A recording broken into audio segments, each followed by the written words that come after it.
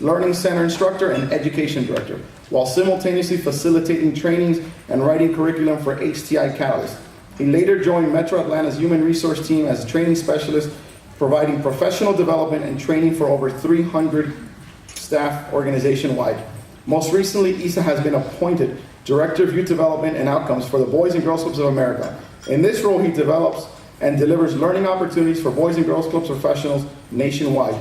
In addition to his work as youth development, Issa also enjoys working at a recording studio in Atlanta as a producer and audio engineer, where he has the opportunity to work with many notable artists in the music industry. One of his proudest moments was when he returned to his former club as a volunteer to deliver programs that taught members music production, audio engineering, video editing, merging two of his biggest passions, youth development and music. Please help me welcome Issa Prescott.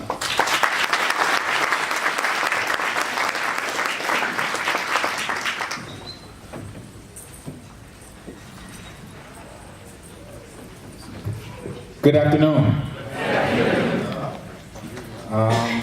First, I just want to say this is really an honor for me and my family to be speaking here before you. This is my first national conference that I've ever attended, and to be standing on this stage is just really an honor. So I'm here. I am Issa Prescott, the Director of Youth Development and Outcomes for Boys and Girls Clubs of America, and I'm here today proud to talk to you about my grandfather, Herman Spicer Prescott.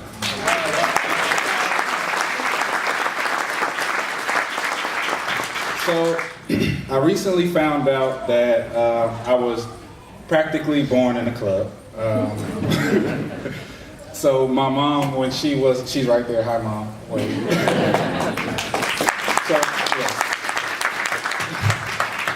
So when I was born, she was actually an education director at a Salvation Army Boys and Girls Club in Atlanta, Georgia.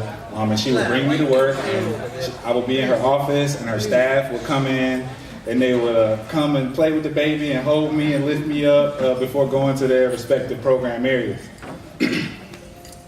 And so then about 9 years later, I actually became a member of a Boys and Girls Club at the age of 9 at Woolfolk Boys and Girls Club in Atlanta, Georgia. And at that club, one thing that I really remember was being a part of Honors Club, which was basically like a keystone for elementary youth. And we did tons of community service in the community. And my most notable experience at that club was going to a local nursing home and providing some community service for senior citizens at that center. So the club really instilled the value of service in me at a very early age.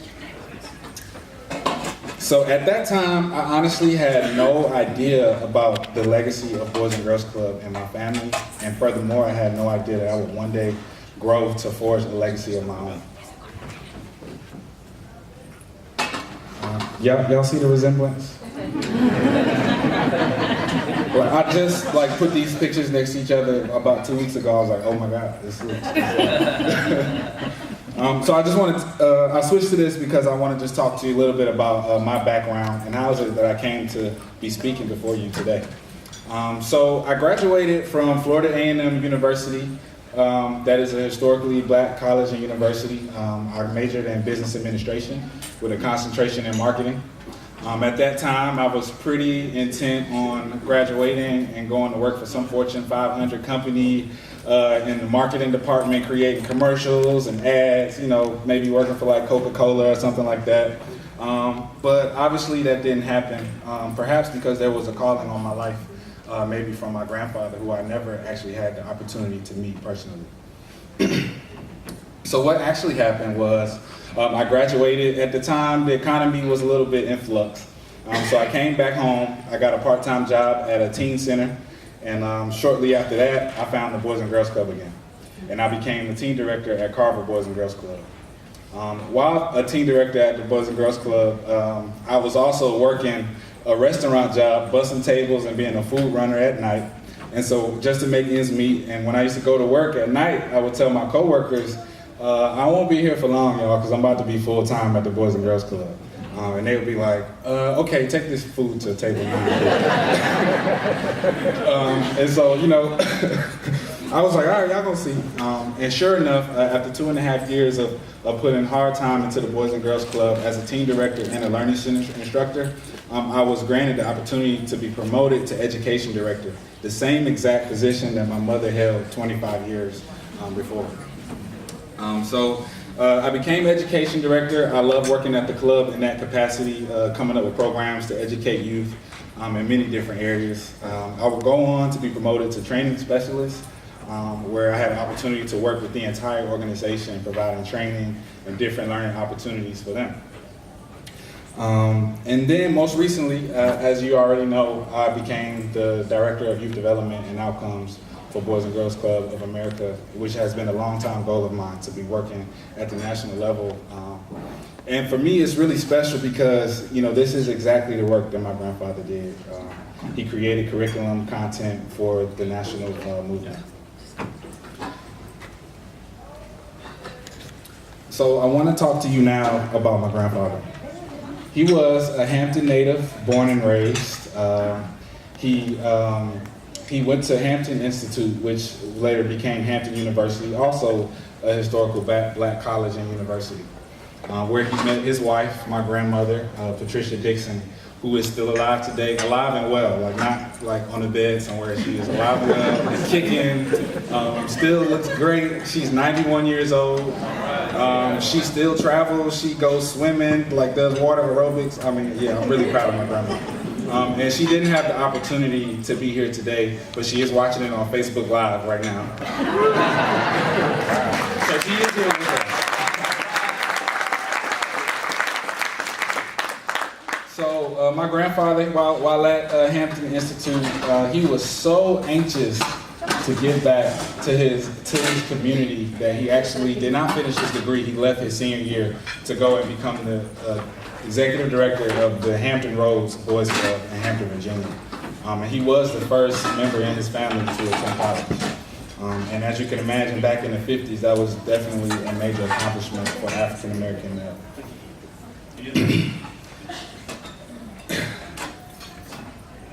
So he was he was executive director of the Hampton Roads Boys Club for 10 years. And at the time, when he first started working there, they had 50 members in the club.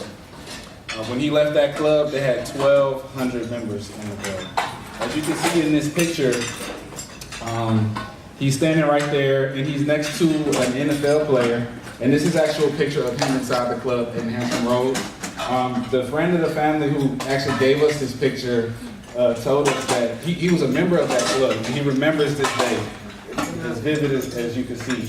And he tells us that my grandfather knew the name of every single boy in that boys club. That's 1,200 names. So if you work in a club that has less than 1,200 kids, and you don't know all of their names, you got some work to do. All right, so I was just really proud that he knew that, because I know that's something difficult, but it really makes a difference when you call someone by name and you recognize them, and it really makes them feel like they belong and that they're important. So he was very dedicated to his club. After working at the Hampton Roads Boys Club for 10 years, he would go on to work at Boys and Girls Club in New York, in Brooklyn, at the Salvation Army Boys and Girls Club in Bedford-Stuyvesant. And at that club, he was eventually promoted to divisional group leader of boys clubs in New York.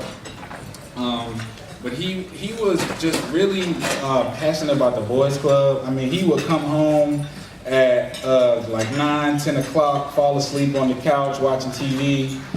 When you go to cut the TV off, he would wake up and say, "Hey, I was watching that," even though he was completely knocked out.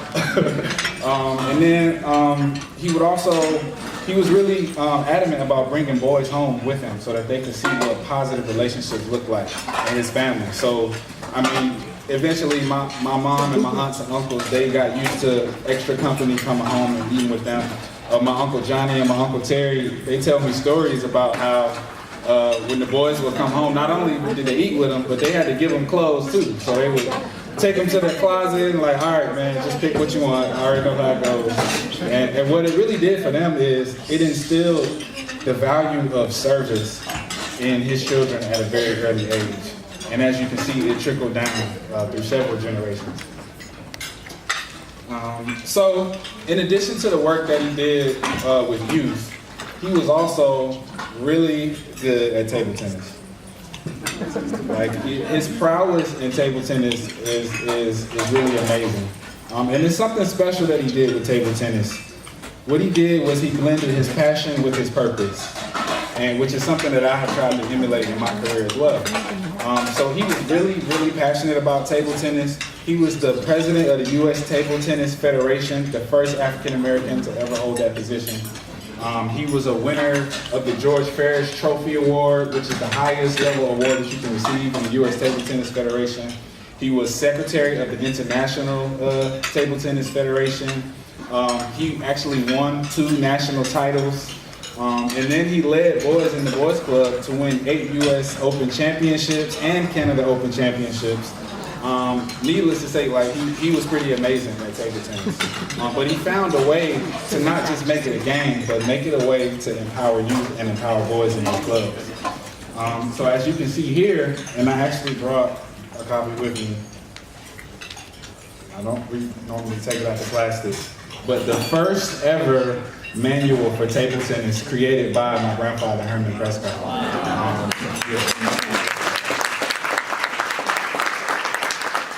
And there's just a passage that was written by the national director that I just want to read really quickly. And it says, "We are grateful to the National Program Committee on Games Room, and more particularly to Herman S. Prescott for developing this material.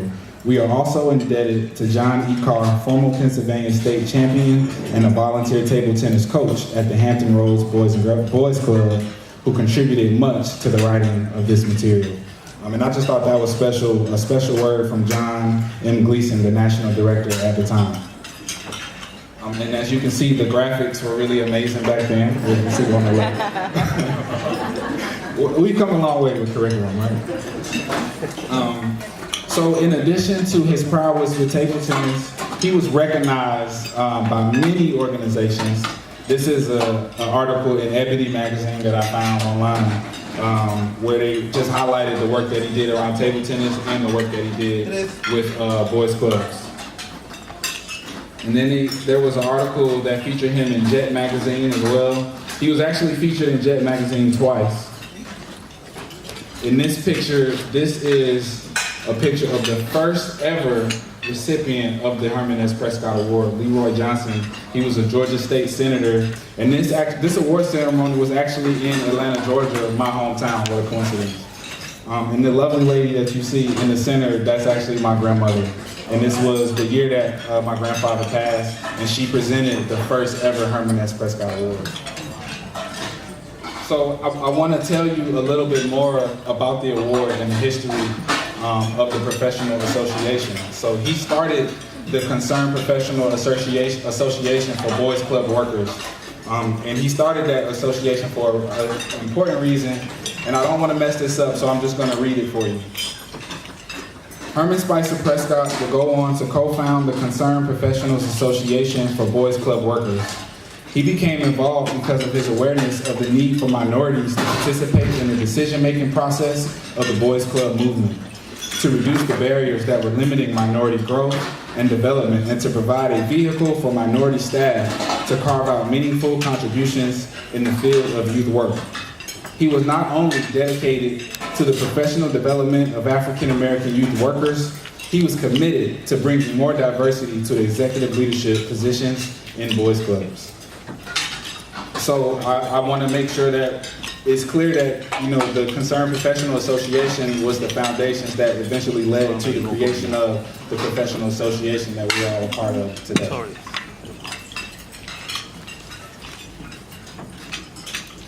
And this last picture that I want to share with you is actually a photo of Herman S. Prescott when he was featured in the New York Times. The New York Times newspaper shortly after untimely passing.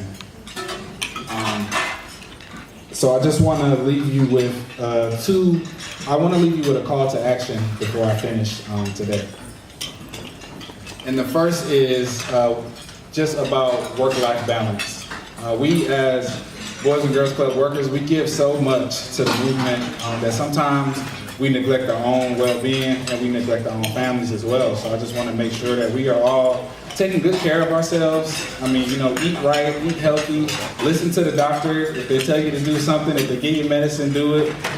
My grandma tells me about how she used to find his pants and all of his high blood pressure medicine were in his pockets when she got done with the pants.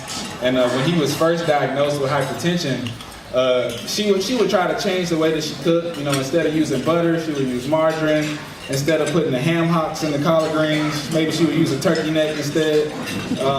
But my grandfather, he would go next door and get the collard greens from the neighbors who were putting the ham hocks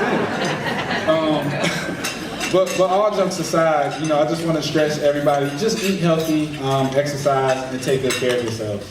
And then the second call to action is about legacy. And I want everyone in this room, I want to challenge you to think about the legacy that you're going to leave behind, not only with the boys and girls that you work with in the clubs, but in the world in general. Like, what will people say about you when you're no longer around? And furthermore, I just want to make sure that we're all thinking about how will we impact this next generation. And the last thing that I want to leave you with is I just hope that you all, just like myself, are truly inspired by the legacy of Herman Spicer Prescott. Thank you for your time and thank you for your service to Boys and Girls Club.